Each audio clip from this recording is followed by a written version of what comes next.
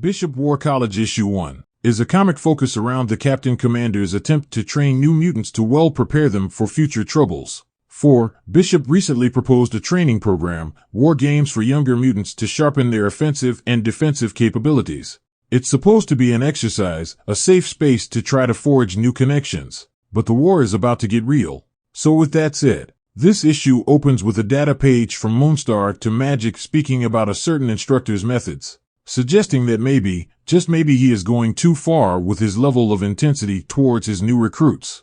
But unfortunately for Moonstar, her petition fell upon deaf ears as Magic brushes it under the rug. So with that established, who is the tyrannical ruler which Moonstar has concerns about? This tyrannical ruler is none other than the commander of captains himself, Bishop. And when this issue opens, his methods are on full display, as he has his team run drill after drill after drill until the break of exhaustion. For these young mutants are currently enrolled in Bishop's War College, a quote-unquote safe space where young mutants can train and master their powers and abilities in case of war. And the cadets in question are Aura, Cam Long, Amass, Surge, and Armor. And these young mutants have had enough, because Cam Long just called for a timeout, because Bishop has had them moving all day to the point where something had to be done. So in a commanding tone, Bishop disregards their concerns and orders them to go again. But in an act of defiance, they refuse, in which Bishop claps back by saying, "You won't get any time for a break when Orcus or anyone else comes to burn this place down." But despite the harsh truth, the team wasn't having it, with the exception of one member, which was Amass, because Amass, much like Bishop, came from a time when the world was in concert war. And if you want to know more about that, you could check out the Threshold storyline in Marauders. But getting back to the story, we see the team leave without saying another word as Bishop stands alone. Until out the tree line comes Dani Moonstar, a fellow mentor and instructor. And much like the young mutant, she disagrees with Bishop's methods and tells him that Surge could be right. In which Bishop responded by saying he expected some levels of whining and complaining and that they would be back. But see, this was not what Moonstar wanted to hear, because she goes on to tell him that the cadets are pissed, annoyed, and over this whole process and may not come back as quickly as he may like. Now, Bishop didn't really care about her feedback because he believed he knew what was best for their safety, especially because of his rank and position as Captain Commander.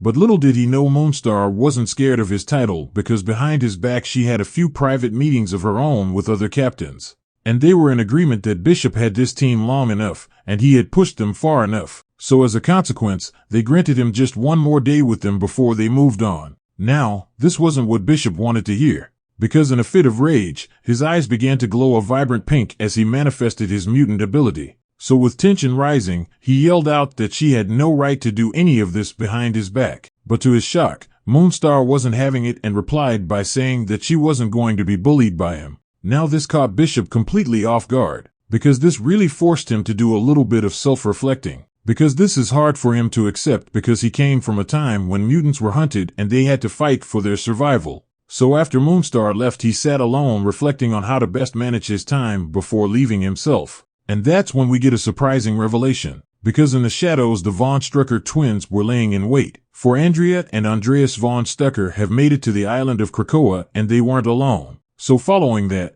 we transitioned over to two mutants that were under Bishop's charge, and they were ranting about their experience with Bishop, talking about how hard he is as a teacher and how they didn't like him. But even Aura had to realize that there may be some truth to what Bishop had to say, because she states that they have to be ready to protect themselves and this special place if someone was to come. Now, this dialogue establishes that these young mutants are fully aware of the importance that a veteran like Bishop brings to the table, whether they like it or not.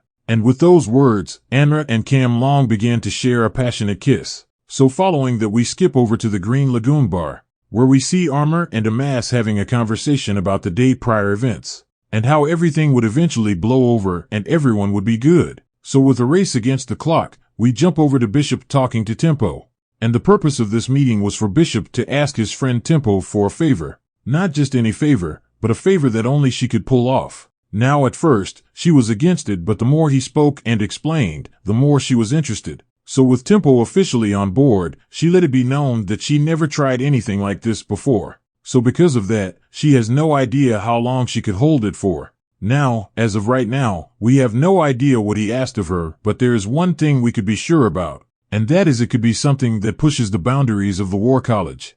'Cause in the following page we get another data page, and this one is a note from the Quiet Council to him, basically saying not to break and push them too hard because, at the end of the day, he should be seen as a teacher, not a drill sergeant. But following that we see Bishop awake from a nightmare in a cold sweat, for his nightmares is only of death, destruction, and a future he would do anything to prevent.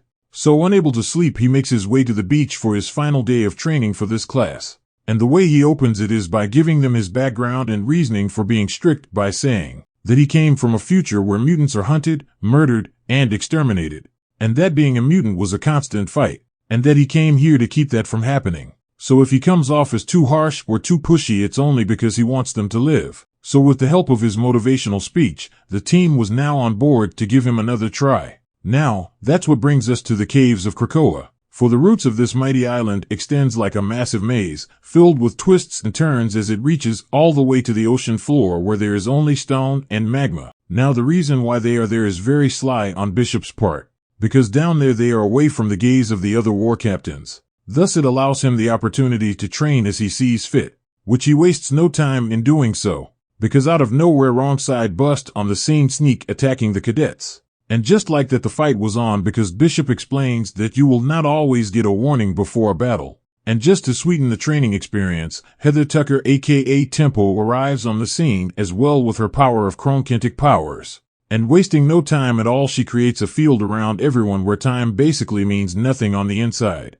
Because she made it in a way where time can stretch and repeat as many times as Bishop would need to get his point across. So as the fight wages on, out of nowhere outside the bubble, an explosion goes off, which sent Bishop and his team flying everywhere. And as the dust clears, they are met by the Von Strucker twins, as well as a platoon of Orcic soldiers. So with the odds stacked against them, Bishop without hesitation orders the cadets to get to the surface and to get help, because Orcus is now at their doorstep. But before they could get away, Andreas ordered her men to open fire on everyone, for the blast was laced with Blight SW, which is a solution used to strip mutants temporarily of their abilities, basically making them defenseless. So like the warriors they are, Tempo and Bishop fight with all their might to keep the twins at bay until they are hit with this mysterious blast, which causes them both to disappear in thin air. So with the cadets and Wrongside alone, they quickly start to make their way to the surface when they realize that they are completely powerless. So while all that is going on, we pick up with our boy Bishop waking up in an all too familiar location.